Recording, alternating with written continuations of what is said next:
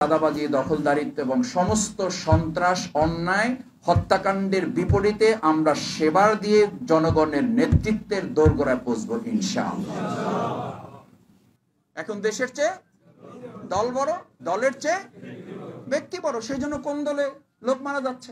মনে হয় না আওয়ামী লীগের আমলে তাদের এরকম হয়েছে যে 10 মাসে 8 মাসে তাদের 150 লোক খুন হয়েছে, কিন্তু এখন এই 10 মাসে তো 150 লোক খুন হয়েছে। কেন? তাদের স্লোগানের সাথে কাজের মিল নাই। জামাত ইসলামীর কোন একজন সমর্থককে এই 10 মাসে আমরা ভালো পরিবেশে আমাদের কোন এরকম প্রতিযোগিতা করতে গিয়ে কেউ কাউকে একটা থাপ্পড় মেরেছে, আলহামদুলিল্লাহ, এটা আমাদের কোনো কৃতিত্ব না। এটা কার মেহেরবানি? কার মেহেরবানি? আল্লাহর মেহেরবানি। প্রকৃতিগতভাবেই আপনার মধ্যে এটাকে জাগ্রত করতে হবে যে এটা জামাত ইসলামের কাজ না, কাজটা আল্লাহ প্রদত্ত নামাজ, রোজা, হজ, যাকাতের মতো তার একটা নির্দেশ এবং এটা একটা ইবাদত। ইয়া আইয়ুহাল্লাযীনা আমানু রুকউ, যারা রুকু করো, ওয়াসজুদু, যারা সিজদা করো, ওয়াবুদু রাব্বাকুম, যারা তোমার রবের গোলামি করো, দাসত্ব করো, তাদেরই আমি আরেকটা নির্দেশ দিচ্ছি, ওয়াফআলুল খায়র, তোমার সমাজের কল্যাণেও নিজেকে নিবেদিত করো, লাআল্লাকুম তুফলিহুন, তাতে যে সে শুধু উপকৃত হবে তা না, এটা তোমারও কল্যাণ হবে। সুবহানাল্লাহ। কল্যাণটা কার? সমাজের? শুধু ব্যক্তির? কার? আপনারও শুধু না, তাফসীরে সব জায়গায় বলা আছে কোন ব্যক্তি, কোন দল, কোন সংগঠন, কোন গোষ্ঠী, কোন সমাজ, কোন পরিবার, কোন রাষ্ট্র যদি সফল হতে চায় তাহলে নেতৃত্বের জন্য সেবা। সমস্ত পৃথিবীর যত বড় বড় সফল রাষ্ট্রনায়ক ছিলেন, পৃথিবীর যত বড় বড় মানুষ ছিলেন, ব্যক্তিত্ব যাদের অর্জিত হয়েছে, যারা মানুষের হিসাবে নিজেকে সফল কাম করেছিলেন, তাদেরই বক্তব্য হচ্ছে যদি কেউ নেতৃত্বের জায়গায় পৌঁছতে চায় তাহলে সে যেন তার ভিত্তিটা কি দিয়ে তৈরি করে? চাঁদাবাজি দিয়ে, দখলদারিত্ব দিয়ে। চাঁদাবাজি, দখলদারিত্ব এবং সমস্ত সন্ত্রাস, অন্যায়, হত্যাকাণ্ডের বিপরীতে আমরা সেবার দিয়ে জনগণের নেতৃত্বের দোরগোড়ায় পৌঁছবো ইনশাআল্লাহ। হচ্ছে না? হচ্ছে না? হচ্ছে। সেই জন্য আপনার প্রতিপক্ষ তৈরি হচ্ছে, হবে, এটা হওয়ারই কথা। কারণ এই কল্যাণের জন্য যাদেরকে বের করা হয়েছে, এটা আল্লাহর ঘোষণা, তা'মুরুনা বিল মা'রুফ ওয়া তানহাউনা আনিল মুনকার। আপনি ভালো কাজে বা মন্দ কাজের জন্য যখন কাজ করবেন তখন আপনাকে অবশ্যই এটা মোকাবেলা করতে হবে, অবশ্যই আপনাকে এটা ফেস করতে হবে, করে তারপর আপনাকে সামনে এগাতে হবে।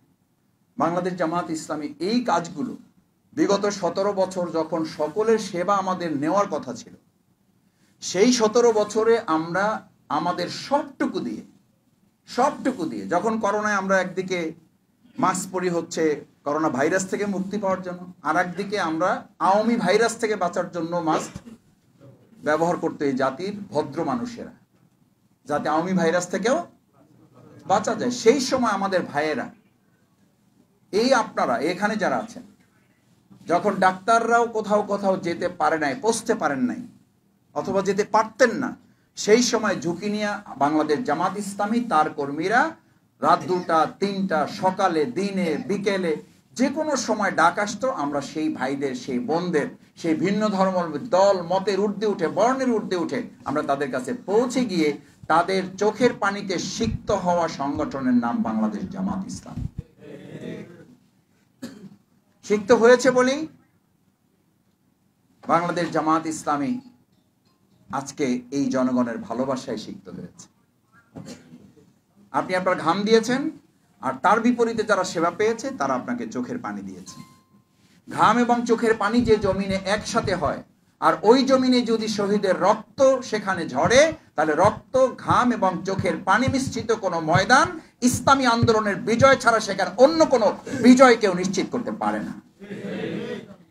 ঢাকা মহানগরীর এই দক্ষিণে আপনারা শরীরে ঘাম ঝরিয়েছেন, তার বিপরীতে সেবা যারা পেয়েছেন তারা আমাদের জন্য চোখের পানি ঝরিয়েছেন। অসংখ্য মানুষের ফোনের আহাজারি, তাদের কান্না, চোখের পানি আমার ব্যক্তিগতভাবে, আর এখানে যারা আছেন তাদের তো আছি।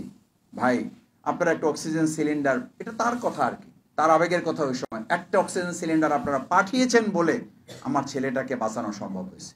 আপনাদের অ্যাম্বুলেন্সটা পাঠিয়েছেন বলে আমাদের লাশটা আমরা গ্রামে পৌঁছাতে পারছি, না হলে হয়তো ঢাকার কোনো এক জায়গায় তাকে দাফন করে দিতে হতো, অজানা কোনো এক জায়গায় ফেলে রাখতে হতো।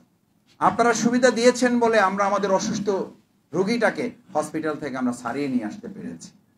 সেজন্য জামাত ইসলামী সম্পর্কে বলা হয় জামাতের হসপিটাল আছে, জামাতের ব্যাংক আছে, জামাতের বিশ্ববিদ্যালয় আছে, জামাতের মাদ্রাসা আছে, জামাতের এত কিছু আছে। যারা বিশ্বাস করে তারাই আবার মাঝে মধ্যে বলে জামাত এত পার্সেন্টের বেশি ভোট পাবে না। জামাতের এই সমস্ত প্রতিপক্ষরা বলে যে সব জামাত চালায়, শুধু জামাতের ভোট নাই। এই কথার অর্থ হলো জামাতের সব আছে, আগামী দিনে সুষ্ঠু লেভেল প্লেইং ফিল্ড, অবাধ নিরপেক্ষ ভোট হলে এই জামাতের পক্ষেই ভোটগুলো আসবে। এই কারণে এখন থেকেই তারা নিরপেক্ষ ভোটের কোনো পরিবেশ নিশ্চিত করতে চায় না।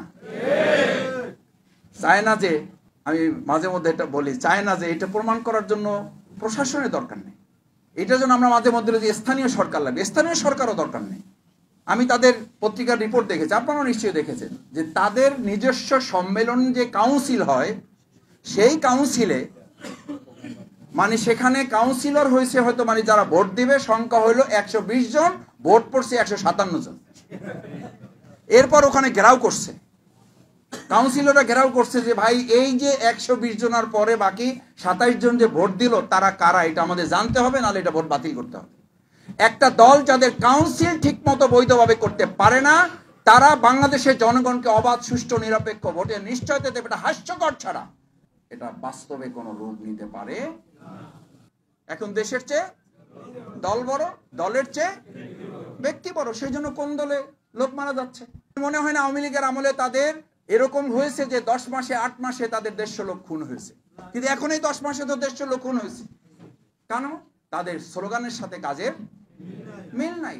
জামাত ইসলামীর কোন একজন সমর্থককে এই 10 মাসে আমরা ভালো পরিবেশে আমাদের কোনো এরকম প্রতিযোগিতা করতে গিয়ে কেউ কাউকে একটা থাপ্পড় মেরেছে, আলহামদুলিল্লাহ, এটা আমাদের কোনো কৃতিত্ব না। এটা কার মেহেরবানি? কার মেহেরবানি? আল্লাহর মেহেরবানি। সমাজের কল্যাণে কাজ করার জন্যই তো মীর কাসেম আলী মিন্টু ভাই দেশে এসে জীবন দিয়ে শহীদ হয়েছেন। ওনাকে বলা হয়েছিল আপনি দেশে আসার দরকার নাই, উনি বলেছেন আমি আমার যে কল্যাণমূলক কাজগুলো করেছি, আমার হাসপাতাল, আমার ব্যাংক, আমার পত্রিকা, আমার টেলিভিশন, এই কাজগুলো তো আমার না, এই কাজগুলো দেশের মানুষের কল্যাণের জন্য করেছি। যদি আমি মরি আমার দেশে মরবো, আমার এই সমাজ কল্যাণের প্রতিষ্ঠানে বসে আমি শহীদ হব, তারপর এগুলো থেকে আমি পিছু হটবো না। শহীদ আব্দুল কাদের মোল্লা ভাই একইভাবে দেশের কল্যাণে নিজেদেরকে নিবেদিত করেছিলেন। শহীদ মাওলানা মতিউর রহমান নিজামী ভাই, উনি তো ওনার পরিবারকে স্পষ্ট বলেছেন আমার রক্তের উপর দিয়ে যদি এরকম একটা সুন্দর কল্যাণমূলক রাষ্ট্র গঠিত হয়, তাহলে আমার মতো শহীদ নিজামীর রক্তের কোনো মূল্য নাই। এই দেশকে আগে কল্যাণমূলক রাষ্ট্র হিসেবে প্রতিষ্ঠায় যদি আমার রক্ত কাজে লাগে আমি দিতে প্রস্তুত আছি। আপনারা সেই আন্দোলনের অনুসারী। সুতরাং আমাদের ভাইয়েরা তো সেই জীবন বাজি রেখে এই সমাজ পরিবর্তনে, সমাজের কল্যাণ প্রতিষ্ঠা করার জন্য তারা কাজ করেছেন, ইবাদত হিসেবে এটাকে তারা নিয়েছেন, এবং সেই ইবাদত করতে গিয়ে তারা আত্মসমর্পণ করেন নাই। আপনাদের ভালো মনে আছে এই জাতির কল্যাণে আমরা টিপাই মুখ বাদের ব্যাপারে যখন প্রথম কথা বলতে মাঠে নেমেছি, সেই সময় থেকে আমাদের বিরুদ্ধে আন্দোলন করা শুরু হয়েছে। তারপর থেকে আমাদের নেতৃবৃন্দকে টার্গেট করেছে পার্শ্ববর্তী রাষ্ট্র এবং রাষ্ট্রের এই দেশের কতিপয় দালালেরা। টিপাই মুখ বাদ নিয়ে আমরা কথা বলেছি, আমাদের অপরাধ ছিল এটা। সুতরাং বাংলাদেশ জামাত ইসলামী সমাজ কল্যাণমূলক কাজের এই প্র্যাকটিসটি হঠাৎ করে আজকে নতুন কোনো প্রভাবিত বিষয় নয়। এটি জামাত ইসলামীর ঐতিহ্যগত ব্যাপার, এটি জামাত ইসলামীর ঐতিহাসিক ব্যাপার, এটি জামাত ইসলামীর জন্মসূত্র থেকে এই কাজ আমরা করে আসছি। আমরা কি এটা করতে পারবো ইনশাআল্লাহ? আমরা কারিগরি প্রশিক্ষণের ব্যবস্থা করেছি, ড্রাইভিং প্রশিক্ষণের ব্যবস্থা করেছি, আত্মকর্মসংস্থান আমাদের। খালি আমরা মুখে এখন শুনতেছি, ক্ষমতায় আসলে আমরা 2 কোটি লোকের চাকরির ব্যবস্থা করে দেব। কয় কোটি? 2 কোটি। তো আমি মাঝে মধ্যে একটা গল্প আমার মনে পড়ে, যে ওই যে মামুবাড়ি থেকে আসছে, আসার পরে জিজ্ঞেস করছে যে মামুবাড়ি থেকে কি নিয়ে আসছে? কয় আলহামদুলিল্লাহ 4টে গরু পাইছি। তো কিরকম? কয় 2টা দিতে চাইছে আর 2টা দিবে। তো বলছে যে কয়টা পাইছো? কয় 4টে পাইছি। কয় যে আসলে কই 4টে কোথায়? কয় কি বলছে? বলছে 2টা দিতে চাইছে আর 2টা দিবে বলছে। পাইছে কয়টা? একটাও পায় নাই। বাংলাদেশ জামাত ইসলামী জনগণ জামাত ইসলামীর কাছে ক্ষমতা হস্তান্তর করলে কি করবে তার একটা ছায়া সরকার আমরা বিগত 17 বছরে এই ঢাকা নাগরিকদের সামনে তুলে ধরতে সক্ষম হয়েছে, আলহামদুলিল্লাহ। এর অংশ হচ্ছে আমরা আত্মকর্মসংস্থানে যখন তরুণরা, যুবকেরা, মায়েরা, বোনেরা যখন তাদের চাকরি হারিয়েছে, করোনা সংকটকালে ব্যবসা বন্ধ হয়ে গেছে, আমাদের ভাইদেরকে আমরা ডেকে ডেকে তাদের দোকানের ব্যবস্থা করেছি, তাদের ক্ষুদ্র ব্যবসার ব্যবস্থা করেছি, তাদের আত্মকর্মসংস্থানে যে সে যেটার জন্য উপযুক্ত সেই ব্যবস্থা আমরা করেছি। তারা বলছে করবে, আর আমরা করেছি। জনগণ কাদের দিকে যাবে? করবে তাদের দিকে নাকি করছে যারা তাদের দিকে?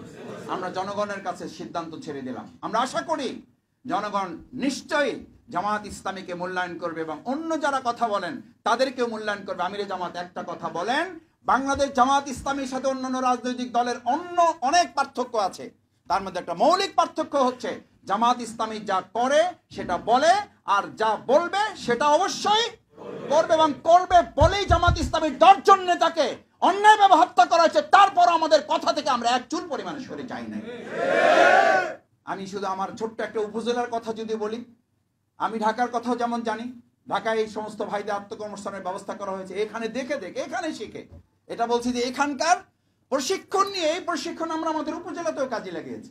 আমি আমার উপজেলায় চ্যালেঞ্জ করে বলেছি, বিগত 17 বছরে শফিকুল ইসলাম মাসুদ জামাতের একজন কর্মী হিসেবে যত লোকের চাকরির ব্যবস্থা, আত্মকর্মসংস্থানের ব্যবস্থা করেছি, এইটা বিগত 53 বছরে যদি এখানে কোনো রাজনীতিবিদ করে থাকে, তাহলে আমি শফিকুল ইসলাম মাসুদ আর কোনোদিন বাহুফলে আসবো না। জামাত ইসলামী ক্ষমতায় আসলে বন্ধের তালা, আর বাড়িতে পারবে না। আবার আমাদের বোনরা বের হলে কারো ধর্ম ব্যবসায়ী, মানে কোনো দিকে আপনাকে যাইতে দিবে না। যেই আমাদের বোনেরা প্রেস ক্লাবের সামনে দাঁড়ায় কথা বলা শুরু করছে, ওই যে এরা দেখছেন, এরা মহিলাদেরকে নামাই দিচ্ছে। আবার যেই আমরা বোনদের ব্যাপারে শরীয়তের বিধানের কথা বলি, বলেছে যে খবরদার জামাত ইসলামী ক্ষমতায় আসলে কিন্তু আপনাদেরকে আর ঘর থেকে বাইরে দিয়ে দেবেন। রাসূল করিম সাল্লাল্লাহু আলাইহি ওয়াসাল্লাম এমন একটা কল্যাণমূলক রাষ্ট্রের কথা বলেছিলেন, এই রাষ্ট্রে একজন যুবতী সুন্দরী রমণী অন্ধকার রাতে তিনি তার বাসার দিকে হেঁটে যাবেন, তার মধ্যে এক আল্লাহ ছাড়া কোনো ভয় কাজ করবে না। বাংলাদেশ জামাত ইসলামী এরকম একটা রাষ্ট্র কায়েম করবে ইনশাআল্লাহ। এটা সম্ভব না? সম্ভব না? সম্ভব। আমির জামাতের কথা আপনি বুঝেন নাই, কিন্তু আপনার সুপ্রিম কোর্টের নেতা কিন্তু ঠিকই ভালো করে বুঝছে, এবং আজকে সংবাদ সম্মেলন করে মানে নির্বাচন অনির্দিষ্টকালের জন্য স্থগিত ঘোষণা করেছেন। আপনি কোন স্বার্থে করেছেন আমরা জানি না, কিন্তু কথা সত্য বলেছেন। এই কথাটাই তো আমির জামাত বলতেছেন যে নির্বাচন গুরুত্বপূর্ণ, কিন্তু নির্বাচনে সুষ্ঠু লেভেল প্লেইং ফিল্ড তার চেয়েও গুরুত্বপূর্ণ। আমরা এই জন্য বিচারের কথা বলেছি। বিচার না করলে, আগাছা দমন না করলে, ফসলে পোকা দমন না করলে আপনাকে সমাজের কল্যাণ করতে হবে, কিন্তু অকল্যাণ দূর করার জন্য তো বলা হয়েছে তা'মুরুনা বিল মারুফ ওয়া তানহাউনা আনিল মুনকার। সৎ কাজের আদেশ করতে হবে, অসৎ কাজের নিষেধ প্রতিরোধ করে চলতে হবে। রাজপথে অন্যায় অসত্যের মোকাবেলায় নেতৃত্ব আমরাও দিতে পারি। আমরা দিয়েছি বলে আমাদেরকে নিষিদ্ধ করা হয়েছে, আমরা দিয়েছি বলে আমাদের প্রতিঘরণ করা হয়েছে, আমরা করেছি বলে আমাদের নিবন্ধন বাতিল করা হয়েছে। আর কোন দলকে করা হয়েছে? এই মুহূর্তে দরকার, এই মুহূর্তে দরকার এই সংস্কার না করলে একটা প্রহসনের নির্বাচন হবে, তাতে কোনো, এটা বুঝতে কি মানে মাস্টার ডিগ্রি পাস করা লাগবে? আপনি মুখে এক কথায় বলেন, দ্বিচারিতা তো আপনারা করেন, আপনাদের বক্তব্য তো দ্বিচারিতা। একদিকে বলেন ফ্যাসিস্টরা এখনো সরকারের কানায় কানায় বসে আছে, তো কানায় কানায় বসে আছে, সেই কানায় কানায় বসে থাকা দোসর দিন নিয়ে আপনি ইলেকশন করবেন কিভাবে? আপনি পাগল হয়ে গেলেন কেন নির্বাচনের জন্য? তাহলে আমাদের নির্বাচিত সরকারও দরকার, তার আগে বিচার এবং সংস্কারও দরকার। তাদেরই বক্তব্য হচ্ছে এটা ছাত্রদের, শিক্ষার্থীদের আন্দোলন, এই আন্দোলনের সাথে আমাদের কোনো সম্পর্ক নাই। আবার এখন শুনতেছি এই আন্দোলনের কমান্ডার, সেক্টর কমান্ডার একজন ছিলেন নাকি যাত্রাবাড়ি, অথচ ওনাদের দলের নেতাই বলতেছেন এই শিক্ষার্থীদের আন্দোলনের সাথে ওনাদের কোনো। আরে ভাই, আপনি যদি সেক্টর কমান্ডার হন তাহলে আগে আপনার মূল নেতার সাথে কথা বলে তারপরে বক্তৃতা করেন।